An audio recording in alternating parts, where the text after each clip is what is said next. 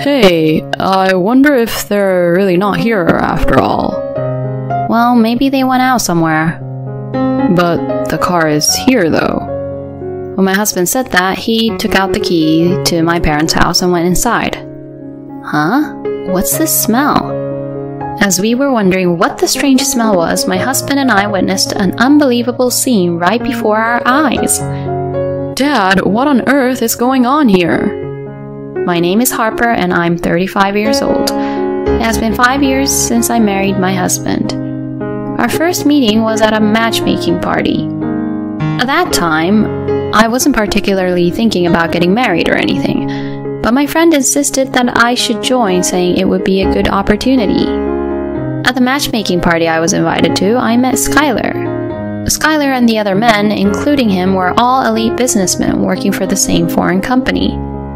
So it seems like my friend was determined to make the matchmaking party a success. To be honest, I thought I would be content as long as I worked and had a decent life, so I didn't change my attitude based on someone's profession.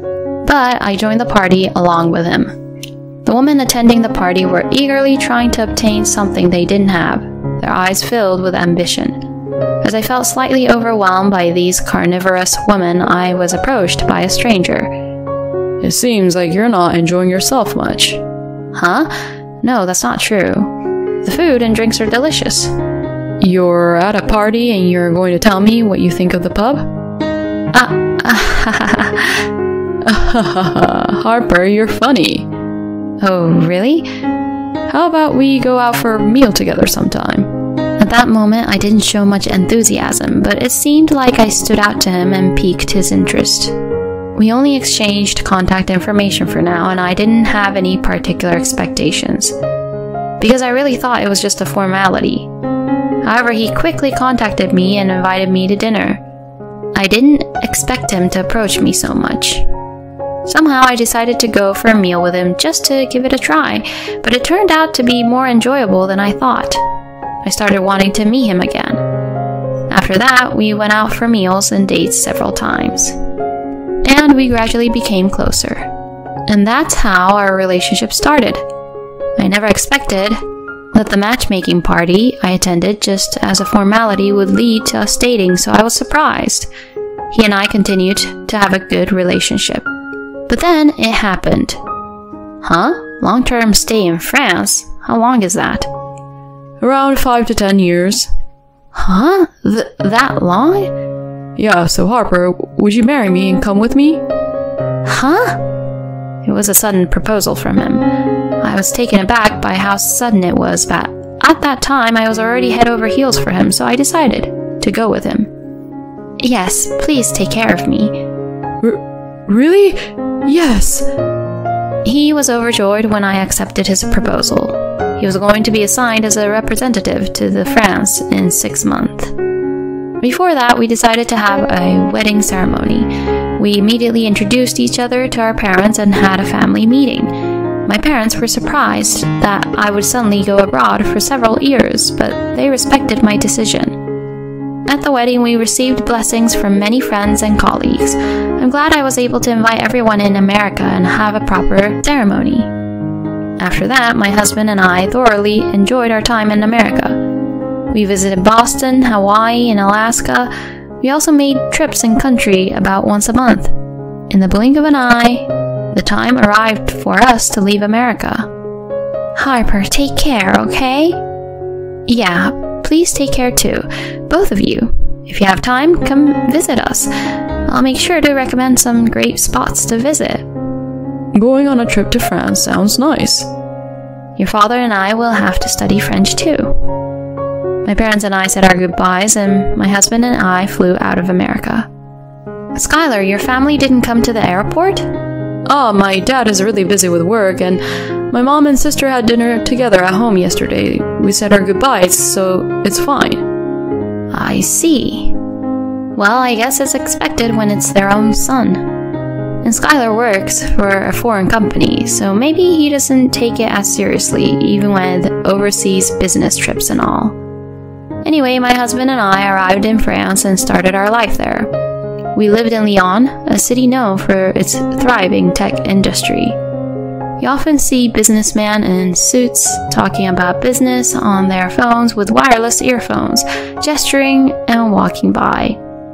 I entered a cafe and leisurely enjoyed a cup of coffee. I couldn't help but think that prices in France are high. I bought groceries at a huge supermarket and went home to cook, waiting for my husband to return. At first, I felt a bit bored because my husband was the only person I could talk to. During that time, my husband suggested that I try attending a language school. I thought it sounded fun, so I immediately looked up schools. I applied to a promising language school. There were many Americans and people from other countries who came to study abroad. I was able to enjoy cultural exchanges. I became friends with an American girl and we went sightseeing together after school. The classes were very helpful, and I even had house parties with Italians, French people, and others. I had a truly fulfilling time. After graduating from the language school, I gained a decent level of French proficiency. I decided to apply for a part-time job at a cafe near my house. The French owner there was very kind and hired me. They taught me how to make coffee and create latte art with great care. As it was a city with many businessmen bustling around, customers kept coming in non-stop. Through making lots of coffee and interacting with regular customers, my skills as a barista improved. And most importantly, my French skills skyrocketed. You seem really lively today. I think I really enjoy it because my husband told me so.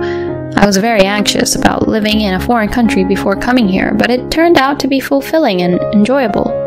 In no time, several years have passed, and I've completely adapted to the French way of life. And as promised, my parents came to visit. But both of them were surprised to see me speaking French fluently in shops and such. You seem to have become more like a French person in your demeanor. You've become brighter compared to when you were in America, haven't you? Indeed, I may have become brighter as I interacted with the locals. My parents seemed to have thoroughly enjoyed their sightseeing in France, which was great. Afterward, my husband and I continued our life in France for a while. Before we knew it, 5 years had flown by since coming to France. During that time, my husband received a message from his mother and sister saying they were coming to visit.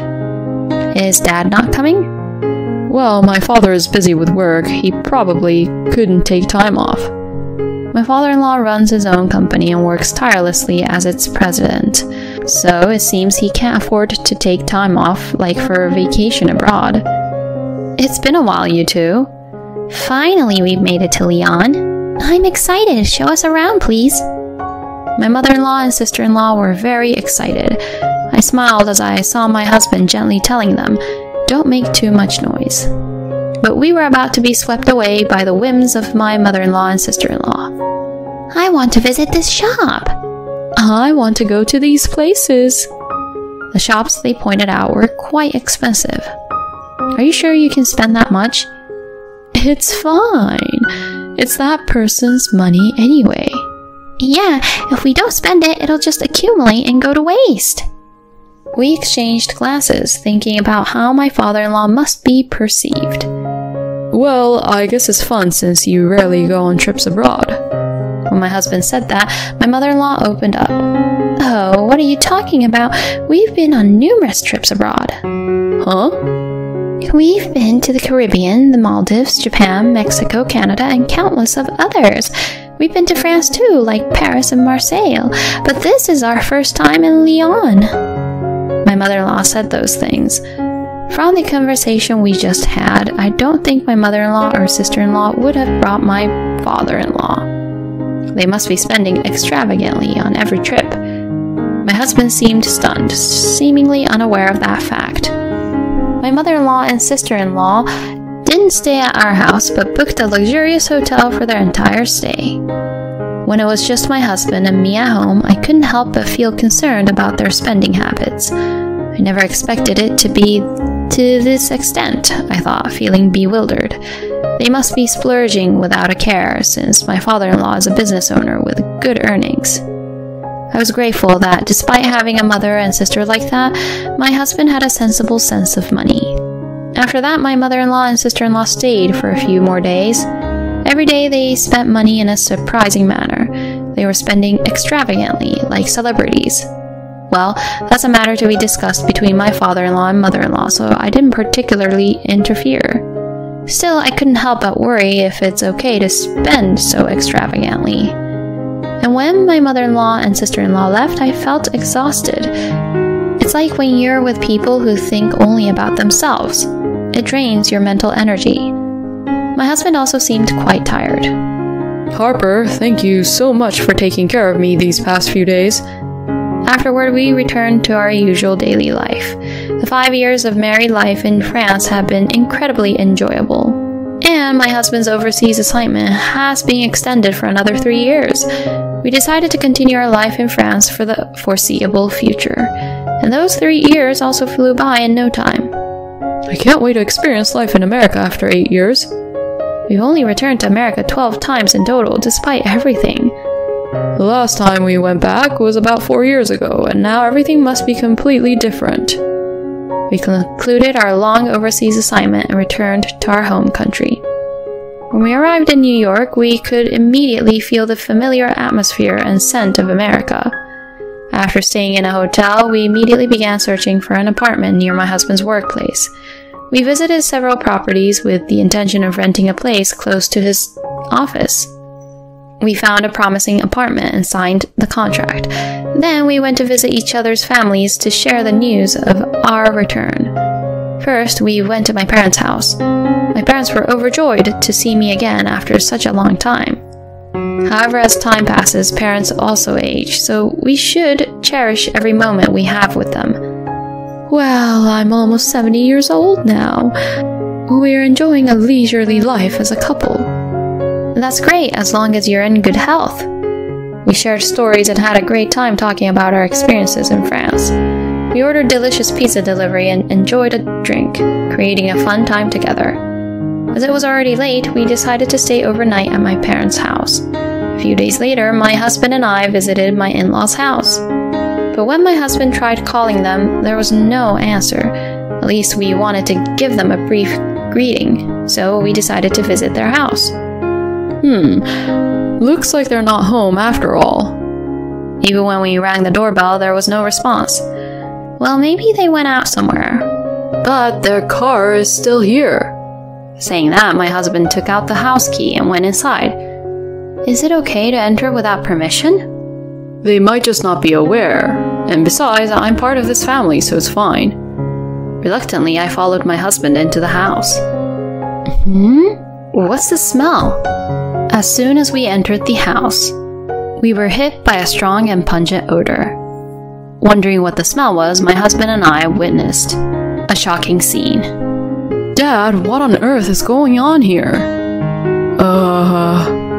To our surprise, my father-in-law was crawling on the floor in his current state. We didn't ask how long he hadn't washed his clothes, but compared to the last time we saw him, he looked extremely thin. The smell was probably due to the fact that he hadn't been bathing. Dad, what happened? What about Mom? As my husband desperately asked, my father-in-law spoke in a barely audible voice, mentioning something about needing food. I quickly checked the kitchen and found a few cans of soup, so I decided to make soup for him. In the meantime, my husband cleaned up the dirty room and, following my instructions, wiped my father-in-law's body. Just that much made my father-in-law look cleaner than before. Dad, the soup is ready. Can you sit up? I'm sorry. The truth is, I injured my legs and back, and I can't get up on my own. Huh? My husband and I were speechless upon hearing this surprising fact. It seemed that my father-in-law had reached a state where he needed care, and we had no idea about it since we hadn't heard anything from my mother-in-law. In a hurry, my husband and I supported my father-in-law and helped him sit on the sofa. Then my husband cooled down the soup and fed it to his father. It feels like a dream. I can't remember the last time I had a warm meal like this. What do you mean, Dad? Let's hear the full story after we go to the hospital. We immediately called a taxi and took my father-in-law to the hospital. He was diagnosed with malnutrition and needed to be hospitalized urgently. According to the doctor, his condition was quite critical.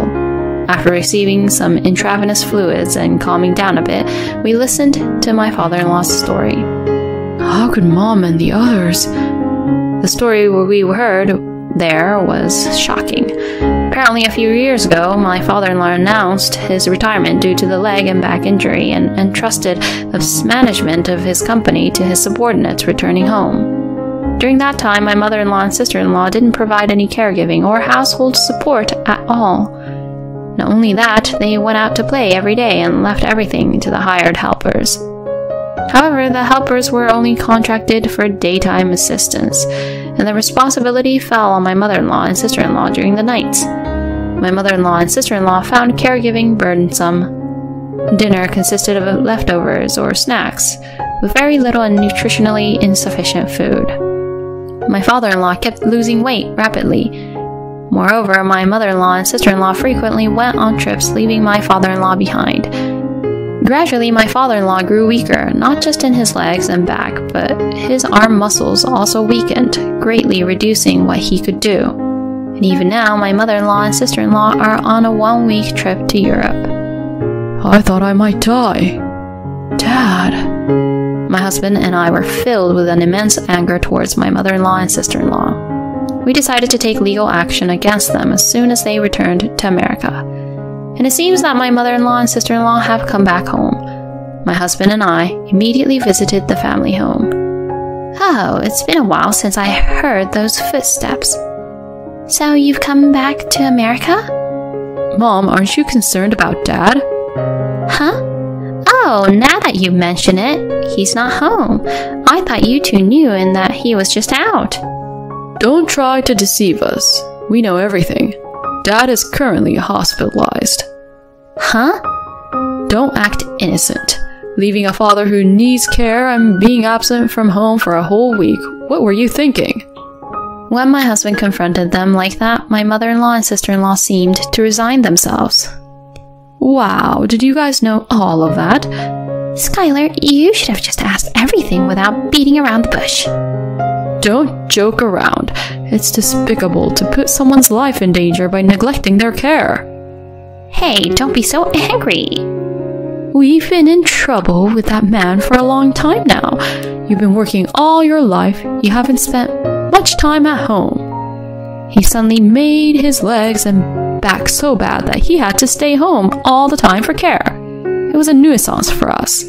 So we just kept going out more and more on our end. That money came from the earnings that Dad had worked hard for all these years. In other words, if Dad wasn't here, you wouldn't be able to indulge in such luxuries. Oh, stop it. We're family, so it's fine. Yeah, exactly. It's our home business, no matter who uses it. Besides, if he had died, we would have inherited his fortune. My mother-in-law and sister-in-law laughed hysterically while saying those words. My husband and I were left speechless. There's no point in saying anything to these people.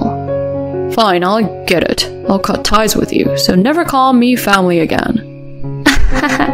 Well, whatever is fine. Yeah, that's right. You've been overseas all this time, so you had no involvement. Well then, we'll be leaving now. Enjoy your peaceful days without us. My mother-in-law and sister-in-law were wide-eyed at my husband's final statement. I deliberately refrained from getting angry with them after that. A few days later, my mother-in-law made a frantic phone call to my husband. Hello, I thought we cut ties with each other. Wait, why do we have to be arrested?